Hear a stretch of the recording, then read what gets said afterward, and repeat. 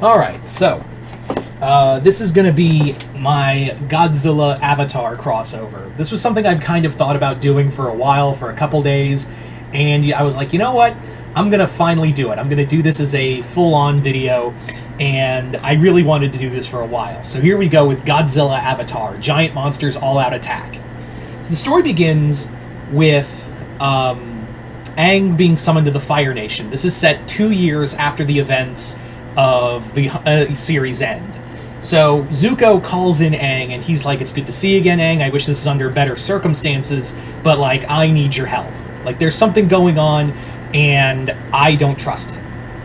So Zuko explains that, like, for the past few weeks, attacks have been happening on Fire Nation ships.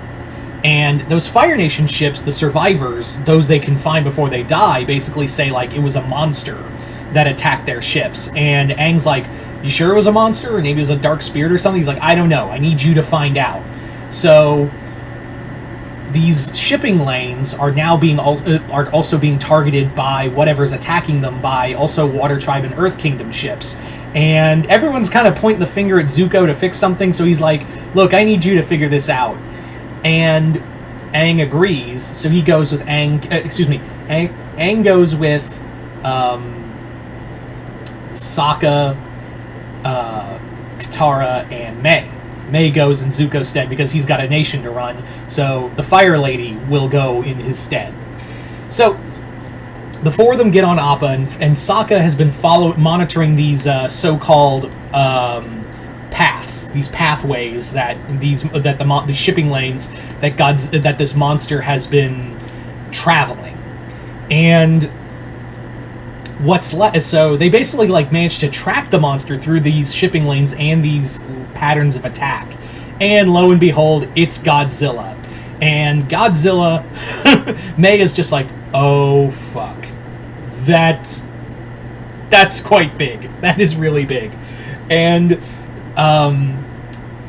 Aang goes to fight it, because obviously, like, no one else is going to be able to take that on. But Godzilla immediately just tail whips him. Aang tries to do battle with him, and when he goes into the Avatar state to, like, see if he can even the odds, a voice in his head, Roku's voice, goes, Aang, you gotta get the fuck out of there now. You can't beat that thing. So Aang's just like, oh shit, I gotta go. So they retreat, and later that night, Aang reports back to the Fire Nation. He goes back to the Fire Nation, tells Zuko what he found, and they're like, yeah, it was some big monster with spines and whatnot. You got anything on that? Because I've never seen a spirit or monster like that in our time.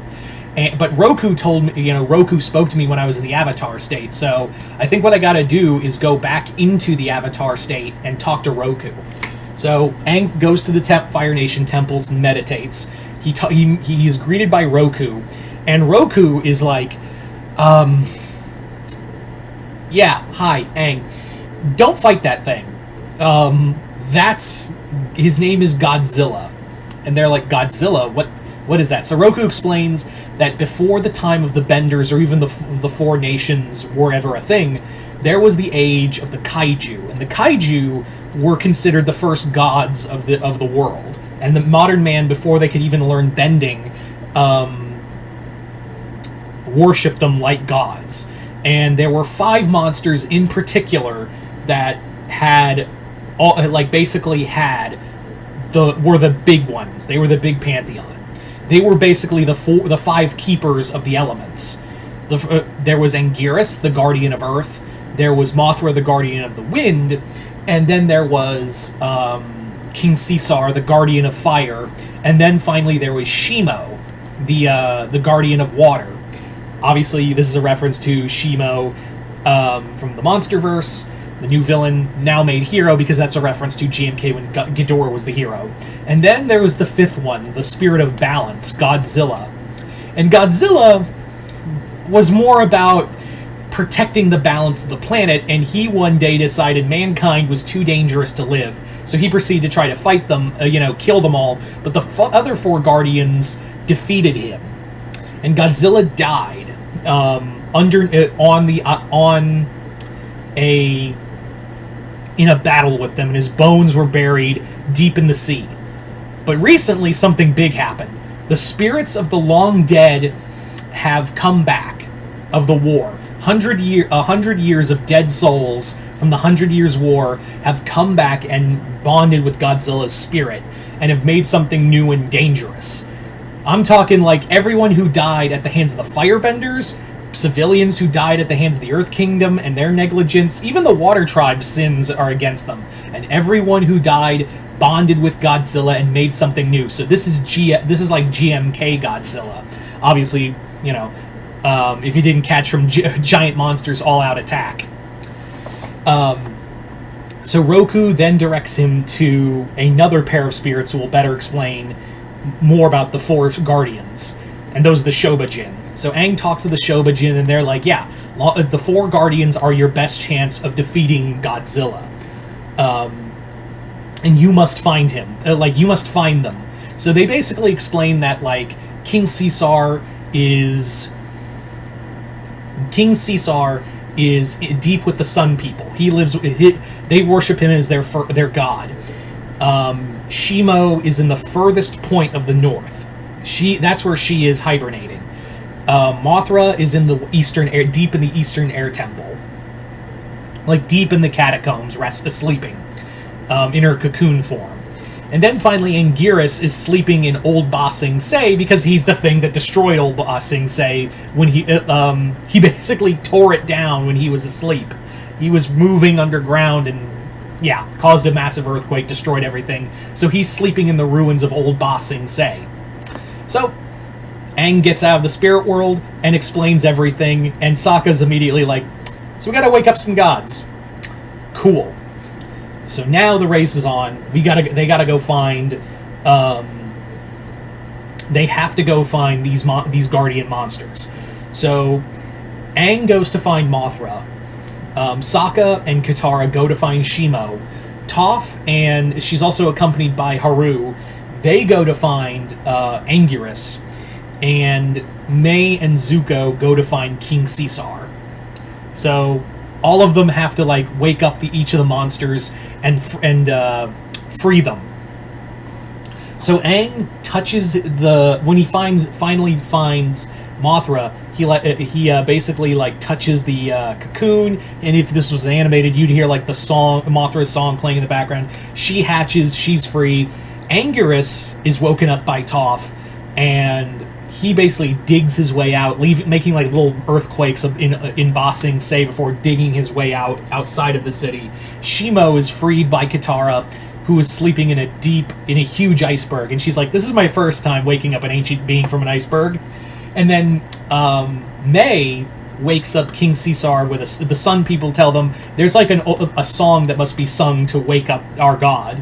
So she has to sing the King Caesar song to wake up King Caesar. So now we have the four guardian monsters are awakened, and Godzilla obviously has figured that out. So by this point, Godzilla has reached a Fire Nation colony just on the tip of their borders called Odo Island. And that's where King Caesar is the first one to reach Godzilla. And this King Caesar is a little different. While he does have the redirect blast, he has fire fists. He can basically generate fire into his fists. He's also quick, agile, and uses, like, kung fu. So Godzilla and King Caesar do battle. And while Caesar does put up a good fight, Godzilla does proceed to whip his ass. By that point, however, that's when Mothra shows up along with the other three Guardians, and Odo Island becomes a battleground for the monsters. And Godzilla is doing battle with all four of them, but it's kind of becoming clear that Godzilla is a serious powerhouse. Like, he's tanking a lot of their shots. Like, they're doing everything they can to defeat Godzilla, but he is just trouncing them. And of course, the gang is seeing this like, oh, because they know if the Guardian monsters go down, that's it. Like, there's no force on Earth that could beat Godzilla. So, during the battle, Aang has to be like, he's made of like angered souls. I have to find a way to reach into his heart And I have to reach into his heart and mind to talk to maybe if I can talk to those souls, maybe I can lay Godzilla and those spirits to rest. So that's what Aang does. He like goes right into the middle of the battle.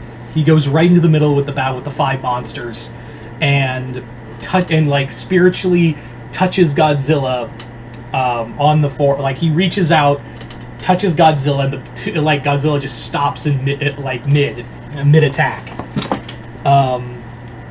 And that's when Aang encounters all the souls that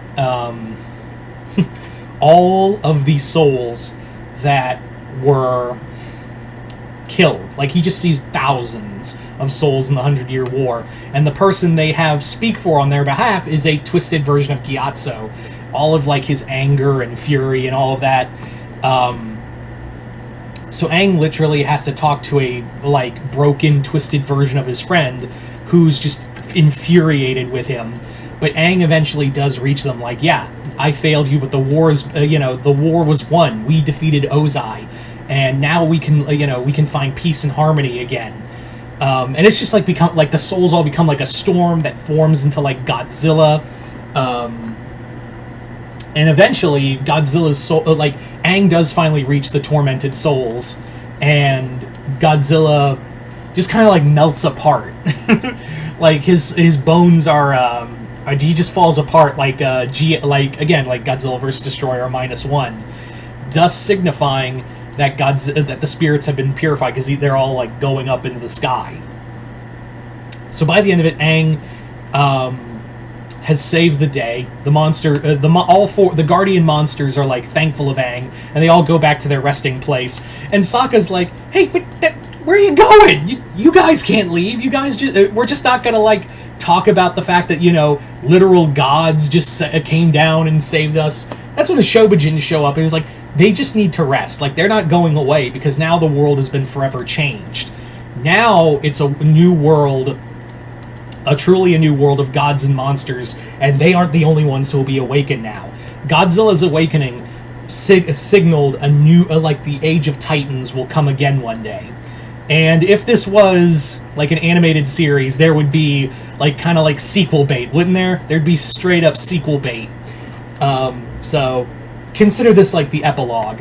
So by the end of it, Azula. We cut to Azula, who's deep in the